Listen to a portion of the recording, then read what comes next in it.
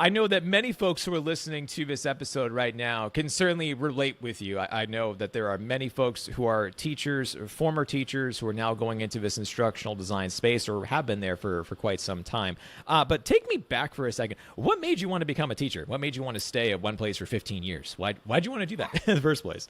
Well, you make a hard decision when you're 18 years old what you want to do for the rest of your life. And my mom worked as a secretary at a school, so I was always around the school setting. And I had some amazing teachers growing up, and it was just something I've always wanted to do. I'd play school when I was little, and it never went away. And so I had a lot of good people in my life that just attracted me. So yeah, it was something I've always wanted to do ever since I was little. So then walk me through this process, because you've been at this place for 15 years. You said you taught in many different subject matters and for age groups and everything. What was the moment that finally made you say, okay, maybe it's time for me to make this career change now?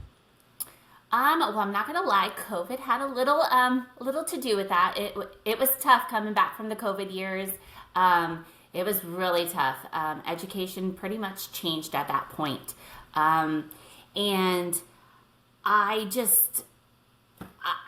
taught everything I can under my certificate. And I felt like I kind of fulfilled myself with what I have done with my degree. And I was just ready for something new and to pursue something more for myself, if anything. Now, did your courses go online during that time frame with everything for remote learning and whatnot? We did during the first 2020, in March 2020. Yes, we went remote, and that was a very big learning curve for us teachers as well as the students. And then the following year, we did go remote as well, but it was an option.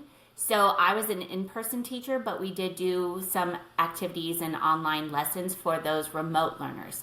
So the kiddos had an option of remote or in-person, and we just kind of made it work for both sets of students. So that was when teaching got really hard, when we were trying to do in-person and online learning, and it just became so overwhelming and a lot of work. Yeah, because I often say, and why I asked too, is because I usually don't call that portion of what many teachers went through online learning, because it was technically, but that was really emergency learning. That Yes. that whole concept where you're on the fly of, I've never had to do this before, I've never had to teach in this capacity before, and I'm expected to also build and design my course at the same time and hope everything looks great. It's a lot to do. And it was no learning. It was like you said, it was immediately we went into online learning, which we have never done before. I mean, granted, luckily at that time I was teaching second grade. At that time we were using Google Classroom, and so the kids were aware of how to log into some of those programs, but nothing to the capacity that would have been more beneficial to them in the end. Hindsight 2020. What we know now is way different what we knew then. Oh, yeah, of course. So then with that entire journey, so now you're realizing that, all right, I think it's time for a change here. How did you actually hear about instructional design then? Where did that get introduced into your world? So kind of funny, I really had no idea about instructional design, and I, going out looking for a position. I actually work at the utility company my husband works at, so I kind of knew where to go as far as looking for a job in that aspect. But knowing the description of the jobs were so hard to understand coming from the education world, because when you're a teacher, that's what you're doing. You know what you're getting into. Whereas my position was considered an analyst, and I was like, an analyst of talent development.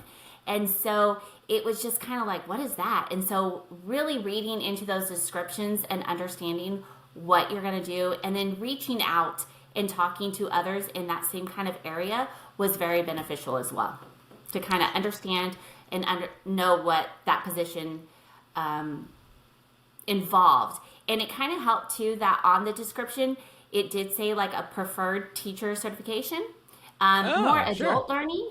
but it did also have the education. So I was like, ooh, like this is something I could do, you know? So it made me feel good that I was like, okay, there is things out there.